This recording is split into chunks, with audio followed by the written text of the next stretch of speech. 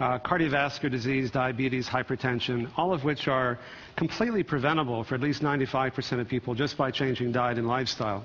And what's happening is that there's a globalization of illness occurring. The people are starting to eat like us and live like us and die like us. And in one generation, for example, age has gone from having one of the lowest rates of heart disease and obesity and diabetes to one of the highest. And in Africa, cardiovascular disease equals the HIV and AIDS deaths in most countries. So there's a critical window of opportunity we have to make an important difference that can affect the lives of literally millions of people and practice preventive medicine on a global scale.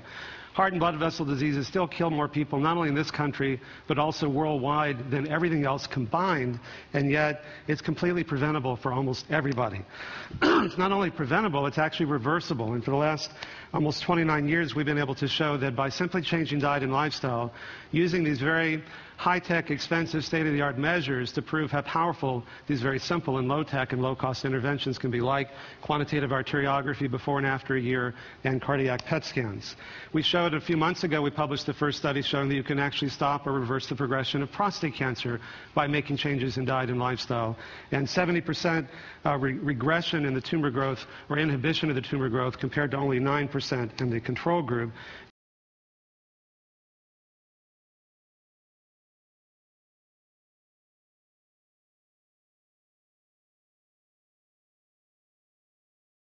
And in the MRI and the MR spectroscopy here, the prostate tumor activity is shown in red. You can see it diminishing after a year.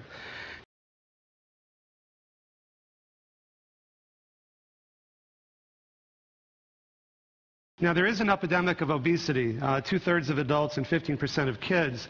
What's really concerning to me is that diabetes has increased 70% in the past 10 years, and this may be the first generation in which our kids live a shorter lifespan than we do. That's pitiful, and it's preventable.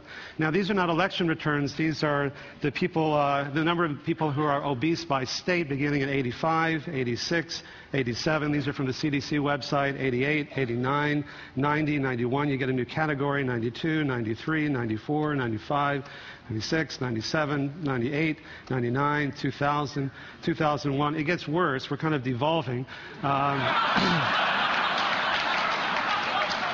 Now, what can we do about this? Well, you know, the diet that we found that can reverse heart disease and cancer is an Asian diet, but the people in Asia are starting to eat like we are, which is why they're starting to get sick like we are. So I've been working with a lot of the big food companies. They can make it fun and sexy and hip and crunchy and convenient to eat healthier foods. Like, I chair the advisory boards at McDonald's and PepsiCo and ConAgra and Safeway and soon Del Monte, and they're finding that it's good business. The salads that you see at McDonald's came from their work. They're going to have an Asian salad at Pepsi. 2/3 of the revenue growth came from their better foods.